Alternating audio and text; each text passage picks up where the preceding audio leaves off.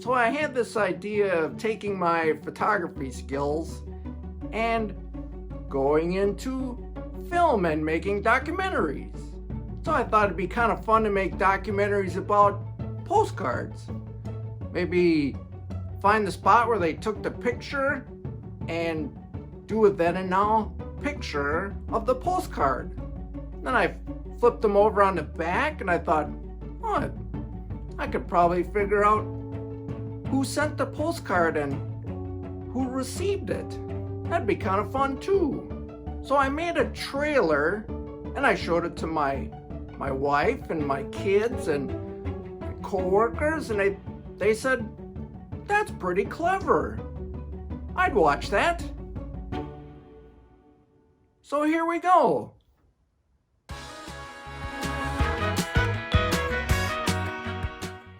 Allow me to introduce myself. My name is Brian Zelmer. I've been competing in the Wisconsin State Fair for the past 10 years and thought it would be kind of fun to do documentaries about postcards. Not only am I going to try to find the waterfall, school, and church on the front, I thought it would be kind of fun to do a little genealogy research and find who the people are on the back. I hope you can share some time with me on my latest adventure. Welcome to the Postcard Pilgrim.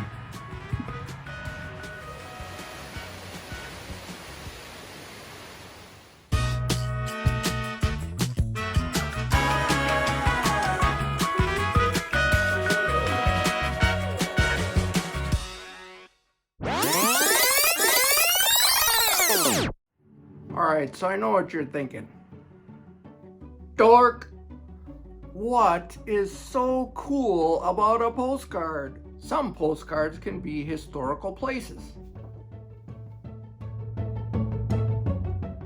Some postcards can reflect the holidays. My wife and I started hanging holiday postcards on our Christmas tree. Some postcards can be souvenirs from places you've been.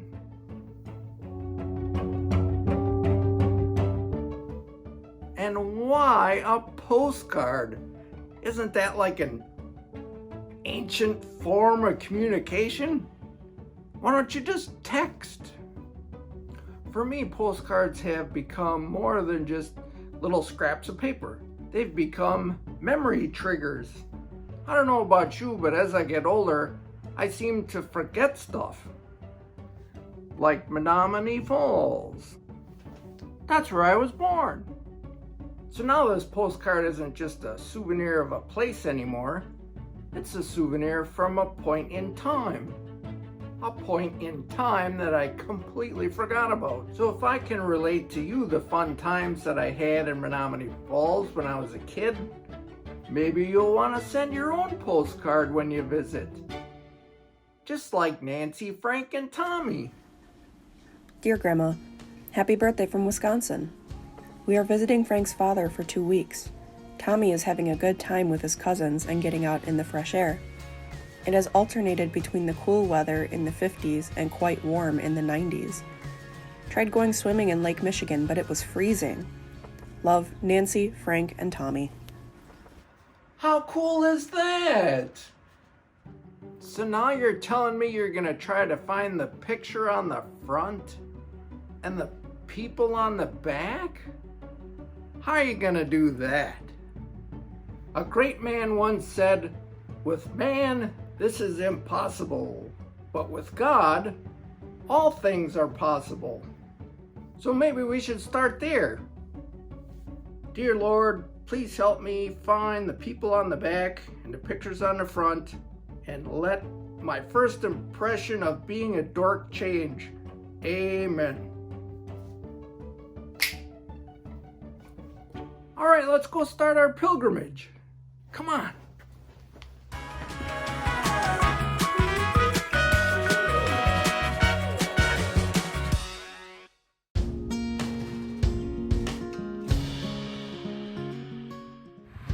Our postcard tells us exactly where the picture is on the back. It says, the Falls of Menomonee Falls. So if you're watching this from outside thinking, where the heck is this place? Let me clue you in a little bit. You first need to know country of origin, state, county, and city. First, we're in the country of the United States of America. In the United States of America, you'll find 50 states. Wisconsin is one of those 50 states. In Wisconsin, then, you'll find Waukesha County. Waukesha County is where the city of Menomonee Falls is. But we're not headed there next to find the falls. We're actually going to go there to try to find a book. Come on! There's a lot of good research information online, but I just can't find what I'm looking for. So I thought we'd go old school and make a trip to the library. The book I'm looking for is called the Menomonee Falls Jubilee. A jubilee is an anniversary of a town or a city. And usually they'd put a book together of all the history of the town.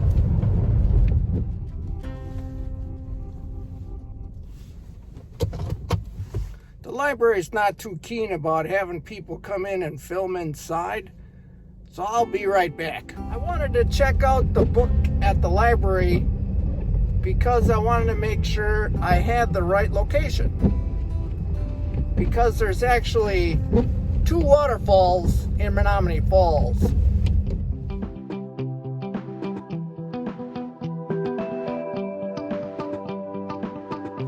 The Menomonee River is the main waterway that goes through Menomonee Falls.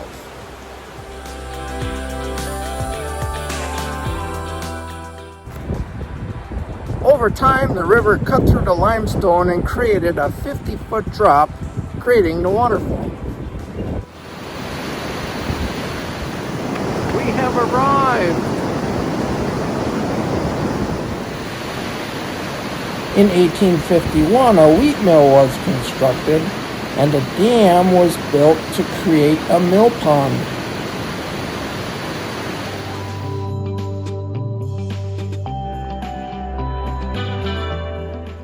In 1896, that dam was washed out and a new dam was constructed several hundred yards upstream.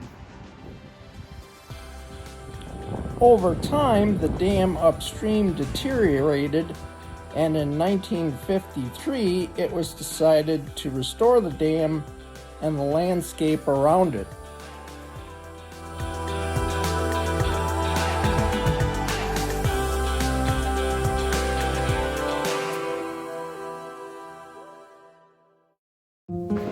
The Diamond Jubilee book was a great wealth of information. But this isn't the falls that Nancy, Frank, and Tommy saw. In November of 1993, the dam was reconstructed yet again. The falls you see is called Leopard Dam. This is the waterfall and dam that we see today.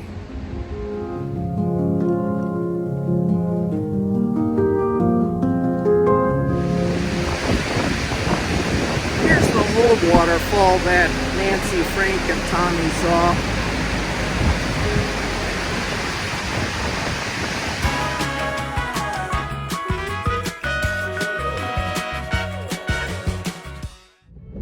Sometimes when you start collecting stuff, different people in your life influence what you want to collect. Growing up, I had quite a few people that influenced me to collect something. My grandpa was my biggest influence. He collected everything. My grandpa that collected everything was a bit of an outdoorsman. And he once found a nest full of turtle eggs. He thought it would be cool to watch them hatch and then keep a turtle for my sister. Another influencer of mine was a man by the name of Jack DeBlanc. Jack DeBlanc collected really fancy European firearms. The name Jack DeBlanc might sound familiar. Jack DeBlanc was none other than the voice of Albert the Alley Cat. Jack the Blonde had a kids show during the 60s also, and on the show he'd invite different guest appearances. One of the guests that he would invite was a man by the name of Farmer Vic. Farmer Vic might have been one of the reasons why Nancy, Frank, and Tommy thought it would be kind of fun to spend the day in Menomonee Falls. Farmer Vic had a petting zoo of sorts called the Ranch. I'd visit the ranch on occasion when I was a kid too. He had all kinds of different kinds of cool animals. He had a cougar and an elephant, all different kinds of crazy stuff. My grandpa, who collected everything, thought my sister might like to have a snapping turtle. As the turtle grew up, of course, it got pretty big and unmanageable. So we ended up donating our turtle to Farmer Vic, and he kept it on the ranch. Unfortunately, Farmer Vic didn't keep our turtle for long. He had other intentions.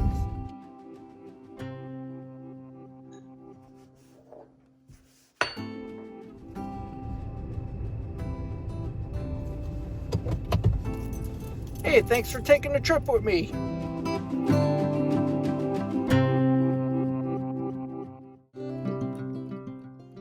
Well, that was a lot of fun.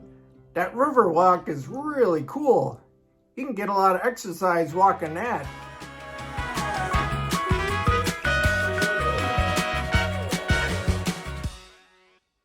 Despite finding a waterfall that doesn't exist anymore and reliving the tragedy of a family pet made into soup, that was a pretty good afternoon.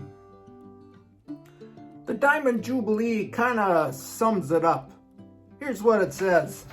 Uncovering the past of one's own hometown or village is a very rewarding effort, for it pinpoints one's attention on those things that make up that potpourri of comedy and tragedy called life. Life's never gonna be fair, and sometimes it gets kind of rough. That's why I do so much praying. I thank God for the good times, and I ask Him for help in the hard times, and He always comes through with an answer. Might not always be the answer that I want to hear, but He's always looking out for me and what's best. So let's see how He can help me find the people on the back. Look at the clues that are on the back of the postcard. The first clue is pretty evident. It's stamped July 14th, 1969. That was a Monday. Do you know what happened the following Sunday? On July 20th, 1969, man walked on the moon. How cool would that have been for Nancy, Frank, and Tommy to watch that live on television? And Nancy's grandma. Another clue that we find on the postcard is Nancy's grandmother's birthday. It's in and around July 14th. So we'll use that as a defining factor as to whether or not we find the right person. The hardest part, I think, is going to be trying to figure out Nancy's handwriting and the name of her grandmother. I covered up the street address on the postcard because Nancy wrote to her grandmother, who at that time was living in an assisted living center. The assisted living center is still around. I don't want to see anyone take advantage of a senior citizen. Some of the things that I'm going to talk about for the people that are still living, I'm going to be very vague and general so that someone doesn't assume their identity for financial gain.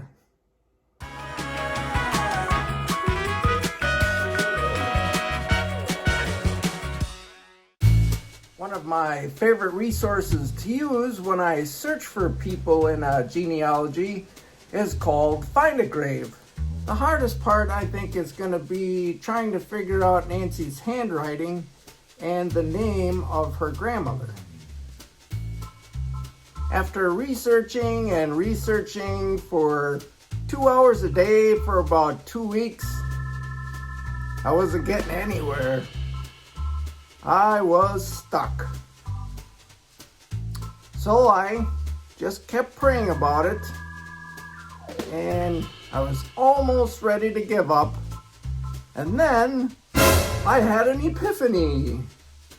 I remembered Nancy's grandmother's birthday. So I checked the birthday of July 14th-ish in New Orange, New Jersey, Essex County, and I got a hit. The birth date was July 15th, 1885, Newton, New Jersey, Essex County. We hit the jackpot. Kinda. Her name was Isabel Martin Howell. And that name doesn't look anything like what Nancy wrote on the postcard.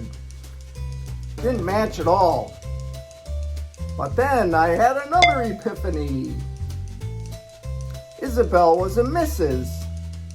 And usually back at that time, the ladies adopted the names of their husbands.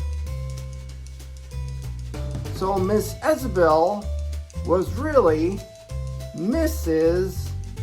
H.E. Demarest.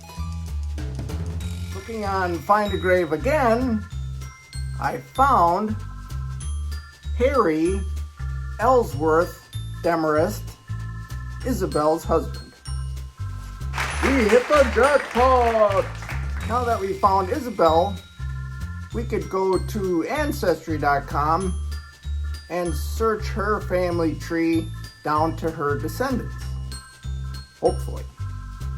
Isabel and Harry had 3 children. Another Isabel daughter, an Irene, and another Harry.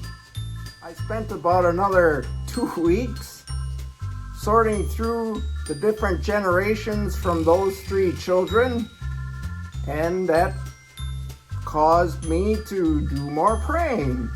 Here's where I'm going to start being vague with last names to protect those identities of people that are still alive. Irene married Thomas R. Irene and Thomas had 3 children: Nancy, Karen, and Peter. Irene, I believe, is our postcard Nancy's mother. Nancy R. went on to marry Frank M. I believe Frank M. is the Frank in our postcard. Nancy and Frank then went on to have Tommy M. Searching then on my third favorite genealogy tracker, newspapers.com, I came across an unfortunate discovery. My unfortunate discovery was Frank M.'s obituary. Why do all this painstaking research to find the people on the back of a postcard? Because what was a memory trigger for me is now an heirloom for Nancy, Tommy, and Tommy's sister, Kelly. So my end goal now is to see if they would like to have their postcard back. When a perfect stranger approaches you like this, it can be a little creepy, and the family is more than likely to decline. But if a friend or family member sees this and brings it to their attention, then that might be a little better approach than having a perfect stranger offer you a postcard. And this is where you can help. You can like, share, and subscribe to my YouTube and help me find Nancy, Tommy, or Kelly to see if they would like their postcard back. If Nancy, Tommy, or Kelly are reached, this is what I propose. Just contact me at my email, postcardpilgrim@gmail.com, and we'll figure out the logistics after that. For the family members to remain anonymous, I'd prefer to mail the postcard for free, yes, free, to a post office box or an address that you work at. That way there's no way for me to find out exactly where you live. If you're a viewer and you found this video entertaining, feel free to like, share, and subscribe for more upcoming videos. This concludes this edition of The Falls, Episode 1 of the Postcard Pilgrim. Take care and God bless. Of all the things you might learn from this show, I hope the biggest takeaway you get is never forget to say, I love you. See you next time.